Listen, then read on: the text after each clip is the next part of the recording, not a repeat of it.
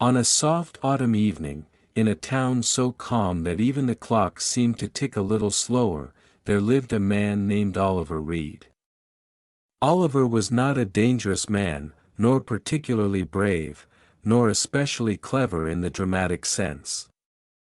He was, in fact, a rather ordinary fellow who enjoyed warm tea, long walks, and quiet thinking. But one evening, as he sat by the window of his small apartment and watched the streetlights glow gently across the empty road, a strange thought came to him. It arrived slowly, like a cloud drifting across the sky. What if, he murmured to himself, the easiest robbery in history has never happened simply because nobody noticed how easy it could be? The thought did not make his heart race. Instead, it made him smile in a sleepy, curious way. Oliver was not thinking of danger or excitement. He was thinking of simplicity. For many years he had worked as a maintenance clerk at the old provincial museum, a building so quiet and predictable that most visitors forgot it even existed. Oliver knew every hallway, every creaking door, every dim yellow lamp that hummed softly during the evening hours. He knew the guard's schedule, though the guard mostly spent his time reading newspapers and sipping coffee. He knew the back entrance that was rarely locked properly because the hinge stuck in cold weather. These were not secrets to Oliver, they were simply everyday observations gathered over years of quiet routine. And so, while the night deepened and the town slowly drifted towards sleep, Oliver leaned back in his chair and began imagining something unusual, a robbery that required no rushing, no shouting, and no danger at all. In his mind, it would feel almost like taking a slow evening walk. The museum itself held many old things that few people cared about anymore: dusty paintings, antique clocks, faded maps. But one item had recently arrived, a small golden compass from the 1700s, displayed in a glass case in the navigation gallery. It was valuable, certainly, but also strangely overlooked. Visitors passed it without interest, and even the staff spoke about it only occasionally. Oliver had polished the floor near the display only the week before. As he watched the quiet street outside his window, he imagined the museum at night. He imagined the silent corridors and the gentle echo of footsteps on marble floors. Nothing about the idea felt dramatic. In fact, the more he thought about it, the more peaceful it seemed. He yawned, stretched his legs, and whispered softly to the empty room, if someone ever planned the easiest robbery in history, it would probably look something like this. And with that calm thought floating in his mind like a drifting leaf, Oliver Reed turned off the lamp, leaving the idea to settle quietly into the night, where plans sometimes begin not with excitement, but with silence. The following days passed quietly, almost lazily, as if the town itself were stretching slowly in the soft autumn sunlight. Oliver Reed did nothing unusual at first. He woke at the same hour, brewed the same mild tea, and walked the same familiar path to the old provincial museum. The streets were calm, the air cool, and the city seemed to move with a comfortable rhythm that Oliver had always appreciated. Yet something inside his mind had changed just a little. The small idea from that quiet evening by the window had not disappeared. Instead, it rested gently in the back of his thoughts, like a book waiting patiently on a shelf. Oliver did not rush into planning anything dramatic. Instead, he simply observed. Observation had always been his quiet talent. At the museum, he polished floors, checked doors, and adjusted small lamps that illuminated the old exhibits. Visitors wandered through the halls slowly, speaking in soft voices that echoed faintly beneath the high ceilings. Some admired paintings. Some studied dusty maps. But very few stopped in front of the golden compass in the navigation gallery. The compass sat peacefully inside its glass case, resting on a small velvet cushion. A small plaque described its history, but most people only glanced at it before moving along. Oliver noticed everything about the room without appearing to look too closely. He noticed how the afternoon sunlight slid across the marble floor like a slow-moving river of light. He noticed how the glass case was opened each morning by a curator who carefully dusted the display before locking it again with a tiny brass key. He noticed how the security guard, Mr. Halvorsen, preferred sitting near the entrance desk where the coffee machine hummed softly. None of this felt secret or suspicious. These were simply the small details that naturally revealed themselves to someone who spent many quiet hours inside the same peaceful building. One afternoon, while adjusting a lamp near the gallery doorway, Oliver quietly tested something very simple. He walked the hallway at the pace he normally used while working.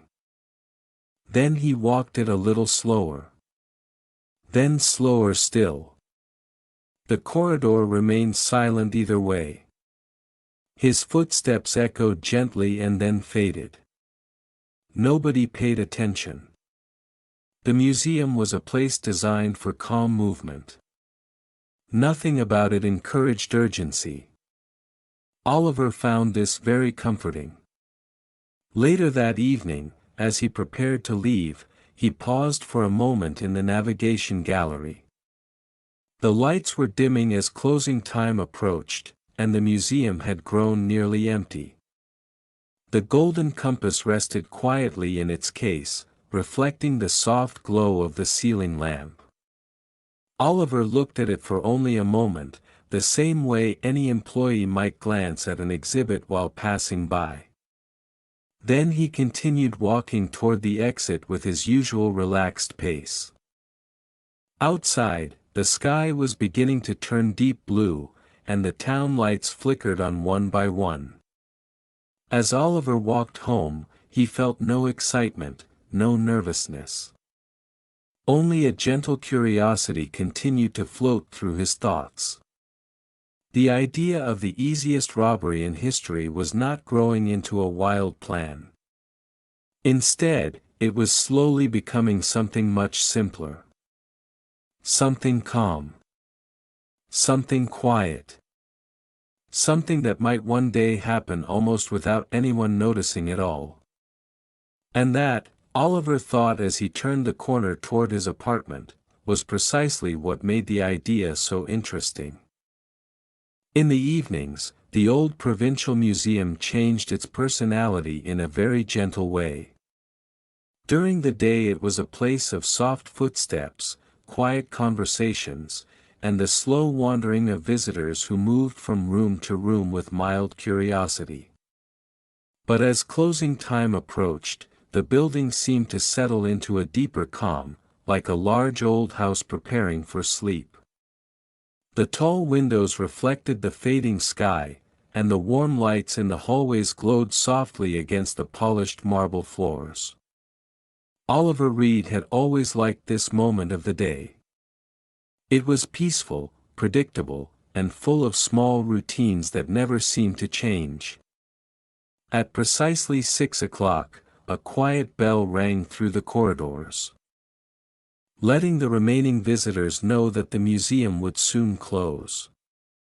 People gathered their coats, glanced at a few final exhibits, and slowly made their way toward the entrance hall where Mr.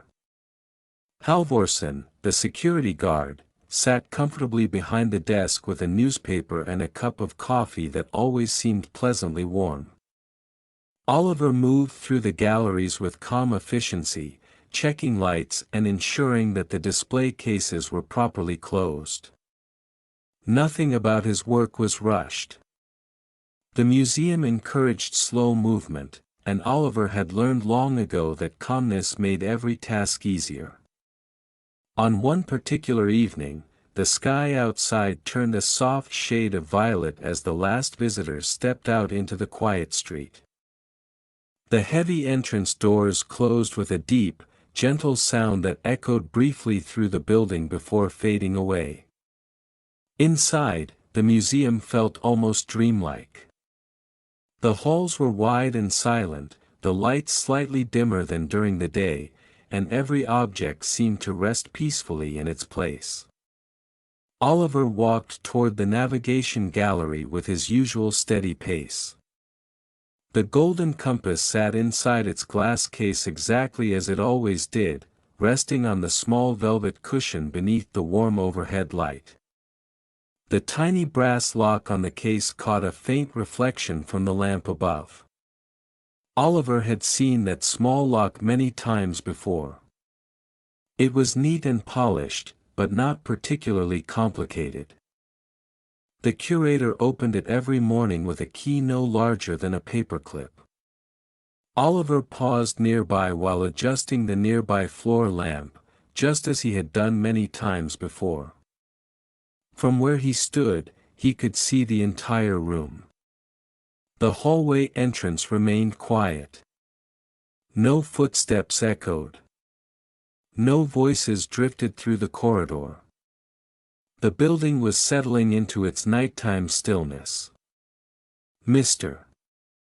Halvorsen, as usual, remained at the front desk where the security monitors displayed calm, unmoving views of empty galleries.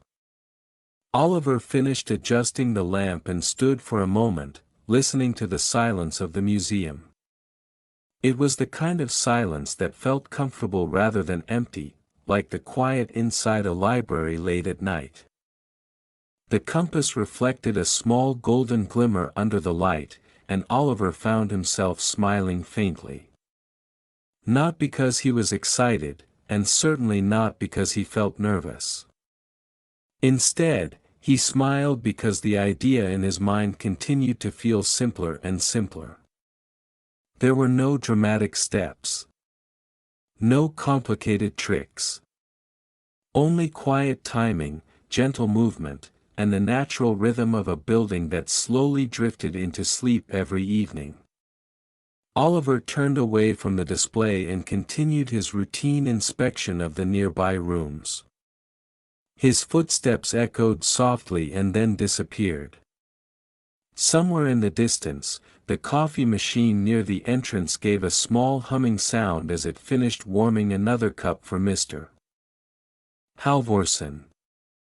The museum, calm and patient as always, seemed completely unaware that one very ordinary man was slowly realizing just how easy a perfectly quiet robbery might be.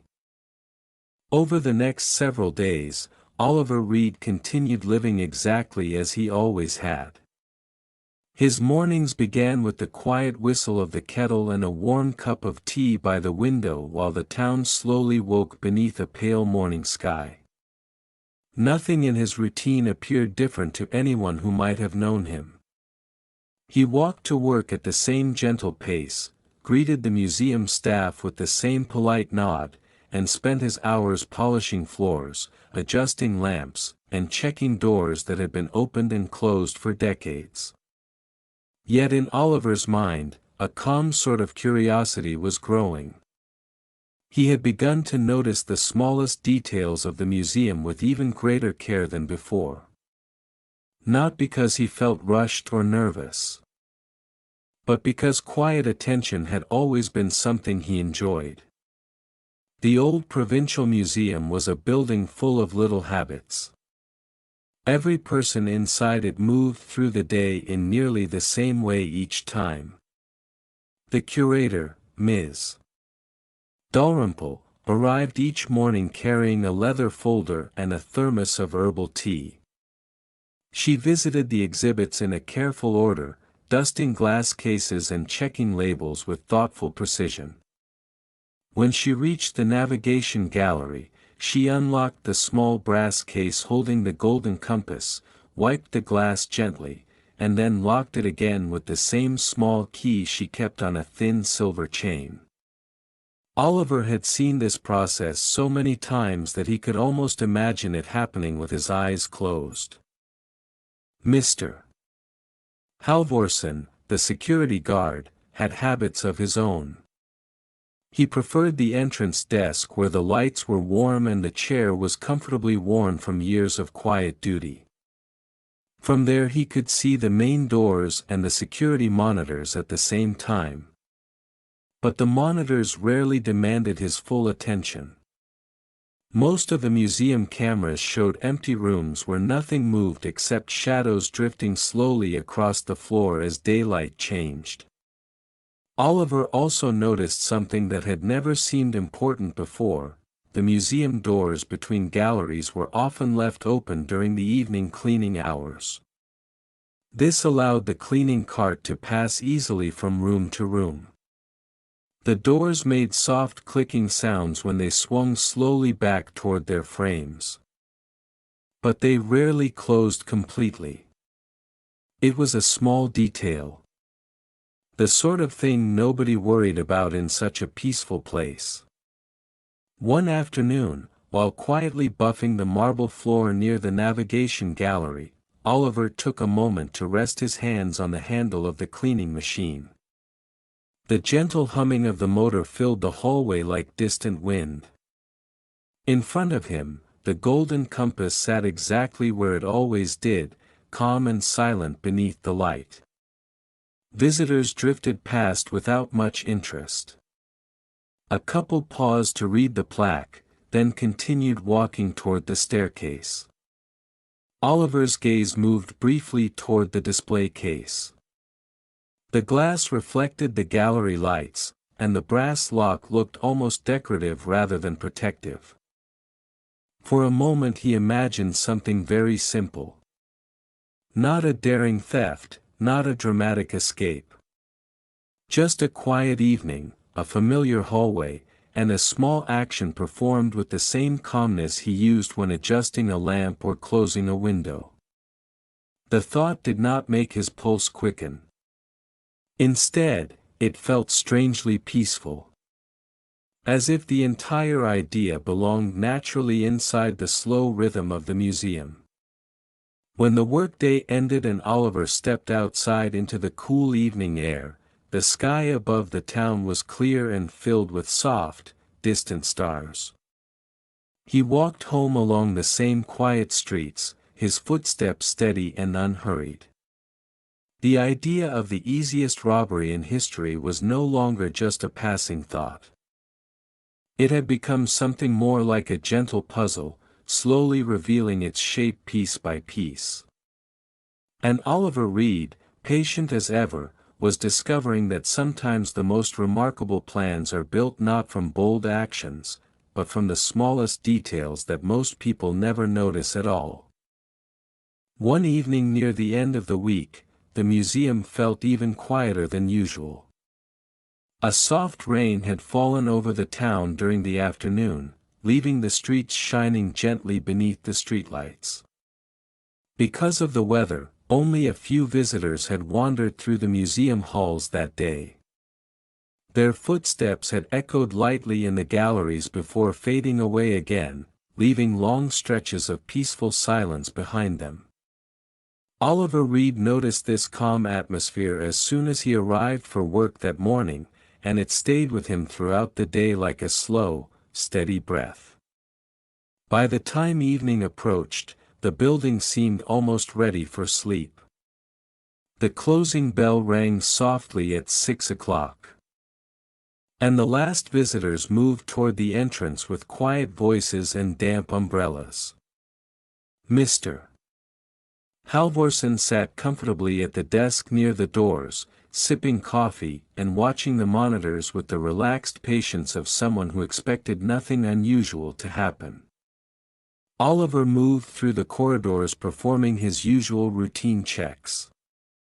The cleaning cart rolled quietly across the marble floors, its wheels making a soft whispering sound that blended with the gentle hum of the building's lights. In the navigation gallery, the golden compass waited beneath the warm glow of the overhead lamp. The glass display case looked just as it always did, clean, still, and almost forgotten among the larger exhibits surrounding it. Oliver paused near the doorway for a moment, as if considering whether the nearby lamp needed adjustment. The room remained completely calm. No footsteps echoed in the hallway. The distant murmur of the rain tapping against the tall windows created a soft rhythm that filled the empty spaces of the museum. Oliver slowly pushed the cleaning cart a little farther into the room and began wiping the polished floor near the wall. The motion was slow and steady, exactly the way he had done it countless times before. Anyone who might have seen him would have noticed nothing unusual at all. The museum's cameras, mounted quietly near the ceiling, recorded the same calm scene they had captured every evening, a maintenance worker performing his duties in a nearly empty gallery. After a few minutes, Oliver gently moved the cart closer to the display case. From this distance, he could see the compass clearly. The small golden instrument rested on its velvet cushion with a quiet dignity, its delicate needle frozen in perfect balance. Oliver glanced briefly toward the hallway entrance. Still nothing. The museum was wrapped in the same peaceful silence that arrived every evening after closing time. The rain outside continued its soft tapping against the glass windows, like distant fingers drumming on a quiet table. Oliver rested one hand lightly on the edge of the cleaning cart. The idea that had lived in his thoughts for days now felt less like a plan and more like a simple possibility waiting patiently in front of him. He did not rush. He did not feel nervous. Instead, he allowed the moment to unfold slowly, just as everything in the museum always seemed to do. The building hummed quietly around him. Lights glowed warmly along the ceiling. Far away near the entrance desk, the coffee machine released a faint bubbling sound as it warmed another cup for Mr. Halvorsen. Oliver looked at the compass once more and let out a small, thoughtful breath. The easiest robbery in history, he realized, would not require speed or clever tricks. It would simply require the calm confidence of someone who moved through the museum as if he belonged there, because he did. And on this quiet rainy evening, with the entire building drifting deeper into its nightly stillness, Oliver Reed began to feel that the moment he had imagined for so long might be closer than he had ever expected. The rain continued to fall softly outside, turning the museum windows into dark mirrors that reflected the warm lights of the galleries. Inside, everything remained calm and unhurried. Oliver Reed stood beside his cleaning cart in the navigation gallery, listening for a moment to the gentle sounds of the building settling into the night. The faint hum of the ceiling lights, the distant bubbling of the coffee machine near the entrance desk, and the quiet tapping of rain against the glass created a peaceful background that made the entire museum feel almost like a place between waking and sleep. Oliver had always liked this hour. It was the time when the museum no longer belonged to visitors but simply existed on its own. Silent and patient. He moved slowly, exactly as he always did while working. The cloth in his hand passed over the marble floor in calm, circular motions, leaving a soft shine behind. Anyone watching would have seen only a maintenance worker finishing the last small tasks of the evening. Above him, the security camera quietly recorded the scene without interest. The golden compass rested inside its glass case only a few steps away, glowing faintly under the gallery lamp. Oliver glanced toward the hallway again. Still nothing. The museum had become completely still. Even the rain seemed to soften, as if the night itself were growing sleepy. With the same relaxed movement he used when adjusting exhibits or wiping dust from display shelves, Oliver stepped closer to the glass case. His fingers rested gently near the small brass lock. For a brief moment he simply stood there, not doing anything at all, just listening to the quiet around him. Then, with the calm patience of someone completing an ordinary task, he reached into the small pocket of his work jacket. Earlier that week, while helping the curator organize a set of storage drawers, Oliver had noticed something interesting about the tiny key used for the display case. The key was simple, almost delicate. Out of quiet curiosity, and with the help of a small piece of soft wax used for sealing storage boxes, Oliver had taken a quick impression of its shape. It had not felt like preparation for a crime at the time. It had felt more like solving a small puzzle. A local locksmith in town, accustomed to unusual requests from museum staff restoring antique locks, had quietly made a duplicate without asking many questions. Now that small duplicate key rested calmly in Oliver's hand. There was no rush in his movement. No tension in his shoulders. He simply inserted the key into the brass lock the way the curator did each morning. The lock turned with a soft, almost polite click. The sound was so quiet that it disappeared instantly into the peaceful air of the gallery. Oliver gently lifted the glass cover just enough to reach inside. The compass felt lighter than he had imagined when he carefully picked it up from the velvet cushion. Its golden surface reflected the warm light above, and the delicate needle trembled slightly before settling again. For a moment, Oliver simply looked at it. Not with excitement, but with quiet curiosity, the same way someone might study a small object discovered during an evening walk. Then he placed the compass into the deep pocket of his work jacket and lowered the glass cover back into place. The lock turned once more with the same soft click. Nothing in the room appeared different. The velvet cushion remained inside the case, undisturbed beneath the light.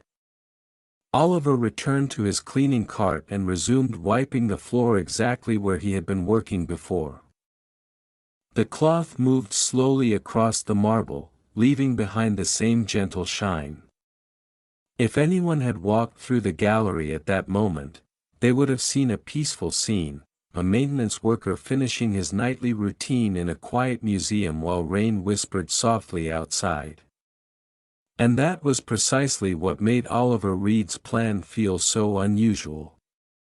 Because the easiest robbery in history had just happened. And nothing about the museum seemed to have noticed at all. After a few more minutes of slow, careful cleaning, Oliver Reed placed the cloth back onto the side of the cart and straightened his back with a small, quiet stretch. The navigation gallery looked exactly the way it always did at the end of the day. The glass case stood beneath its warm light, the velvet cushion resting neatly inside. The polished floor reflected the soft glow of the ceiling lamps, and the gentle sound of rain outside continued to drift through the tall windows. Nothing appeared disturbed. Nothing seemed unusual. Oliver glanced around the room one last time, not with worry but with the same calm attention he gave to every part of his nightly routine. The compass rested safely in the deep pocket of his work jacket. Light enough that he could barely feel it there. If anything, it felt less like carrying something valuable and more like carrying a small coin or an old watch. Oliver slowly pushed the cleaning cart toward the hallway, the wheels rolling smoothly over the marble floor with a quiet whisper. The museum corridors stretched ahead of him, long and peaceful. Lights glowed softly along the ceiling, and the familiar scent of polished wood and old books lingered gently in the air. He moved through the building exactly the way he always did at the end of a workday, calmly, steadily, without drawing attention to himself. When he reached the main hall, he could see Mr. Halvorsen sitting comfortably at the entrance desk. The security guard had folded his newspaper and was watching the rain outside through the glass doors while holding a warm coffee mug in both hands. A small television in the corner displayed the quiet camera feeds from the museum galleries. Empty rooms appeared on the screens, each one peaceful and still. Oliver approached with the same relaxed expression he wore every evening. Mr. Halvorsen looked up and offered a friendly nod. "Rain doesn't seem like it plans to stop tonight," the guard said in a slow, conversational tone. Oliver smiled gently and leaned one hand on the handle of the cleaning cart. "Probably not," he replied. "But the museum floors look better when the weather keeps visitors away." Mr. Halvorsen chuckled softly at that and took another sip of coffee. The moment felt completely ordinary. They had shared similar conversations many times before. After a few seconds, Oliver gave a polite wave and began rolling the cleaning cart toward the service hallway that led to the staff exit. The cart rattled softly as it passed over a small metal threshold, a familiar sound that echoed lightly before fading away again. In the quiet locker room near the back of the building, Oliver placed the cleaning supplies neatly where they belonged. He removed his work jacket, folded it over his arm, and slipped on his simple gray coat that he wore for the walk home. The golden compass rested now in the inner pocket of the coat, hidden comfortably and completely unnoticed. When Oliver stepped outside, the cool night air greeted him with the fresh scent of rain and distant city lights. The street was calm, the pavement shining beneath the street lamps. Water dripped gently from the leaves of the nearby trees, and the quiet town seemed wrapped in the same peaceful stillness that had filled the museum. Oliver began walking home at his usual relaxed pace. His shoes made soft splashing sounds against the wet pavement as he moved down the familiar street. Nothing about his walk suggested that anything unusual had happened that evening. He passed a bakery closing its doors, a small cafe where a few late customers sat by the window, and a quiet park where rain collected in small silver pools beneath the benches. Inside his coat pocket, the golden compass rested silently. Oliver did not hurry. He did not look over his shoulder. Instead, he simply continued walking through the calm night, just another ordinary man heading home after a quiet day of work. And somewhere behind him, inside the peaceful halls of the old provincial museum, the display case in the navigation gallery still glowed beneath its lamp, waiting patiently for the moment when someone would finally notice that the easiest robbery in history had already taken place. The following morning arrived slowly and gently, as many mornings did in the quiet town. A pale golden light spread across the rooftops, and the streets began to wake with the soft sounds of early footsteps and distant traffic. Inside the old provincial museum, the day began just as it always had. The large front doors opened at 9 o'clock with their usual deep creak, and the first museum staff members stepped inside carrying bags, folders, and warm cups of tea or coffee. The building still held the peaceful silence of the night before, the air cool and calm within the wide marble halls. Oliver Reed arrived a few minutes early, just as he often did. He walked through the entrance with a polite nod toward Mr. Halvorsen, who looked a little sleepy but cheerful as he finished the last sip of his morning coffee. Nothing about Oliver's expression suggested that anything unusual had happened the previous evening. In fact, he seemed just as relaxed as always. The golden compass rested safely at home now, hidden inside a small wooden box in Oliver's apartment. The museum, however, had not yet noticed its absence. Morning routines unfolded slowly through the building. Ms. Dalrymple, the curator, arrived carrying her familiar leather folder and thermos of herbal tea. She greeted the staff warmly and began her usual tour through the exhibits, checking labels and display cases with quiet care. Oliver pushed his cleaning cart through the halls, wiping small marks from the marble floors and adjusting a few lamps that had dimmed overnight. Everything felt normal, comfortable, predictable. Visitors began arriving shortly after the doors opened.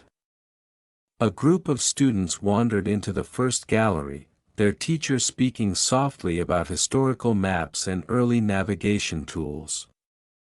Footsteps echoed gently beneath the high ceilings. The museum had fully awakened again. When Ms. Dalrymple eventually reached the navigation gallery, she paused beside the familiar glass display case.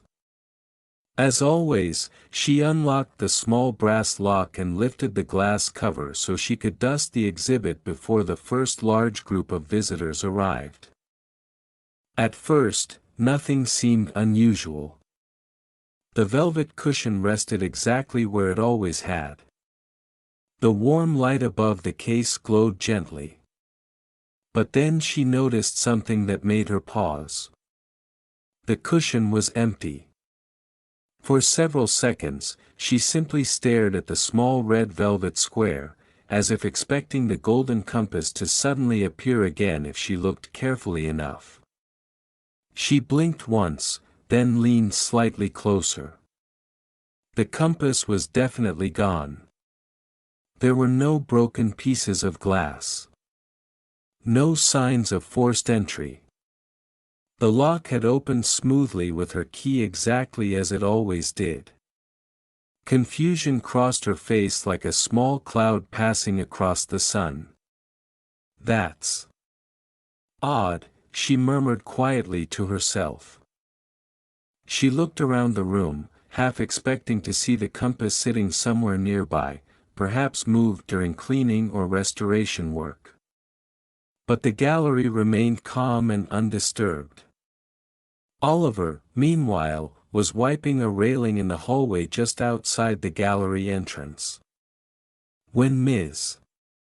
Dalrymple stepped out and gently called his name, he turned with the same calm expression he always carried. "Oliver," she said, sounding puzzled rather than alarmed, "do you happen to know why the compass might have been moved from its case?" Oliver paused for a moment, as if considering the question carefully. Then he gave a small, thoughtful shake of his head. "No, I'm afraid I don't," he replied in a quiet, polite voice. "Maybe it was taken for inspection." Ms. Dalrymple frowned slightly and glanced back toward the empty display case. "That's strange," she said softly. "No one mentioned anything about that." The museum still felt peaceful, the visitors still wandered quietly through the halls, and the morning light still glowed warmly through the tall windows. Yet somewhere within that calm building, a small mystery had just begun to unfold. And what made the situation even more unusual was this: nothing about the museum suggested that a robbery had taken place at all. There were no alarms, no broken locks, no signs of disturbance. Only an empty velvet cushion beneath a warm light, quietly waiting where the golden compass had once been. As the morning continued, the quiet confusion surrounding the missing compass slowly spread through the old provincial museum like a whisper moving through a library. Nothing dramatic happened. No alarms rang, no guards rushed through the halls. Instead, small conversations began to appear here and there among the staff, each one calm but puzzled. Ms. Dalrymple stood beside the display case in the navigation gallery for several minutes, examining it carefully. The glass cover was perfectly intact. The small brass lock worked exactly as it always had. She even checked the velvet cushion again, as if the compass might somehow be hidden beneath it. But of course, it was not. Eventually she called Mr. Halvorsen from the entrance desk to take a look. The security guard walked slowly down the hallway, carrying his coffee mug and wearing the same thoughtful expression he used whenever a small problem appeared in the building. When he reached the gallery, he leaned slightly closer to the display case and scratched his chin. "That's unusual," he said after a moment. "No broken glass. No damage." Ms. Dalrymple nodded slowly. "Exactly. It's as if it simply disappeared." The two of them exchanged a quiet glance. Museums were used to dealing with delicate objects, but theft was something that almost never happened in such a peaceful place. Mr. Halvorsen suggested checking the security recordings from the previous evening. Soon they were both sitting in the small office near the entrance, watching the camera footage from the navigation gallery. The screen showed the familiar room beneath its warm lights. Visitors wandered through earlier in the afternoon. Later, after closing time, the gallery became empty. For several minutes the screen showed nothing but stillness. Then Oliver Reed appeared, pushing his cleaning cart slowly across the floor while wiping near the walls. The video showed exactly what anyone would expect, a maintenance worker quietly doing his job in an empty museum. He moved calmly, cleaned the floor, adjusted his cart, and then continued working. The camera angle did not clearly show the small lock on the display case. Nor did it capture the exact moment Oliver had lifted the glass cover. From the recording, everything looked perfectly ordinary. After finishing his cleaning, Oliver simply rolled the cart out of the room again. Mr. Halvorsen leaned back in his chair and sighed softly. "Well," he said, "nothing suspicious there." Ms. Dalrymple watched the screen again, her expression thoughtful but not alarmed. "Strange," she murmured. "Very strange." Meanwhile, Oliver continued his morning routine as if nothing unusual had happened. He polished railings, greeted visitors politely, and even helped a group of students find the staircase leading to the upper galleries. His movements were calm and steady. Exactly as they always were. No one watching him would have noticed anything different at all. The museum staff eventually decided that the compass must have been removed for examination by another department without proper notice. It was the simplest explanation, and the museum was a place where simple explanations were often preferred. They agreed to make a few phone calls and check the storage rooms later that afternoon. The empty display case in the navigation gallery remained under its warm lamp, quietly waiting. Visitors walked past it without paying much attention, just as they had done when the compass had still been there. And somewhere across town, inside a small apartment filled with soft morning light, the golden compass rested peacefully inside a wooden box on Oliver Reed's table. The easiest robbery in history had created almost no noise at all. Only a gentle mystery now drifted through the museum halls, soft, quiet, and strangely easy to overlook. Days passed, and the quiet mystery of the missing compass slowly faded into the gentle routine of the old provincial museum. At first, the staff made a few careful inquiries. Ms. Dalrymple checked the storage rooms and sent a few polite emails to nearby institutions that sometimes borrowed artifacts for study. Mr. Halvorsen reviewed the security footage once more, though he found nothing that seemed unusual. Each time the video showed the navigation gallery, it displayed the same peaceful scenes, empty rooms, warm lights, and Oliver Reed calmly pushing his cleaning cart along the polished floors. In a building where silence and patience were part of everyday life, the absence of excitement slowly made the situation feel less urgent. Without broken locks, alarms, or suspicious visitors, the mystery seemed strangely gentle, almost like a small object that had simply wandered away on its own. Eventually the museum placed a simple note beside the empty display case explaining that the golden compass had been temporarily removed for administrative review. Visitors read the note with mild curiosity before continuing to the larger exhibits nearby. Most of them had barely noticed the compass when it was there, and now they barely noticed its absence. The museum returned to its quiet rhythm. Meanwhile, Oliver Reed continued his life exactly as before.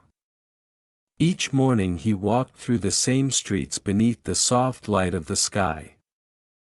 Each day he polished the same floors and adjusted the same lamps that illuminated the museum galleries. His calm habits never changed, and no one around him had any reason to believe they ever would. At home, the golden compass remained inside its small wooden box on a shelf near Oliver's window. Sometimes in the evening, when the town grew quiet and the distant streetlights began to glow, he would open the box and look at it for a few moments. The compass needle moved gently, pointing north with quiet certainty. Oliver never rushed when he looked at it. He simply studied the small golden instrument with the same thoughtful curiosity he had always felt. It was not excitement that filled those moments. Instead, there was a quiet satisfaction in knowing that something so remarkable had happened so peacefully. No alarms had sounded. No one had run through the halls in panic. No dramatic chase had taken place beneath flashing lights. The entire event had unfolded with the same calm pace as an evening walk through an empty gallery. One evening, months later, Oliver stood by his window again with a warm cup of tea in his hands. Outside, the town moved slowly through another peaceful night. The museum lights glowed softly in the distance, just as they always had. Oliver glanced at the small wooden box resting on the nearby shelf and smiled faintly to himself. Some stories were loud and dramatic, filled with danger and excitement. But others, like his, belonged to quiet places and quiet people. The easiest robbery in history had not required brilliance or speed. It had only required patience, observation, and the simple calm of someone who understood the peaceful rhythm of an old museum. Oliver took a slow sip of tea and watched the lights of the town flicker gently beneath the night sky. The compass remained safe and silent inside its box. And the museum, calm as ever, continued welcoming visitors each day, never quite realizing how quietly its most unusual story had already come to an end.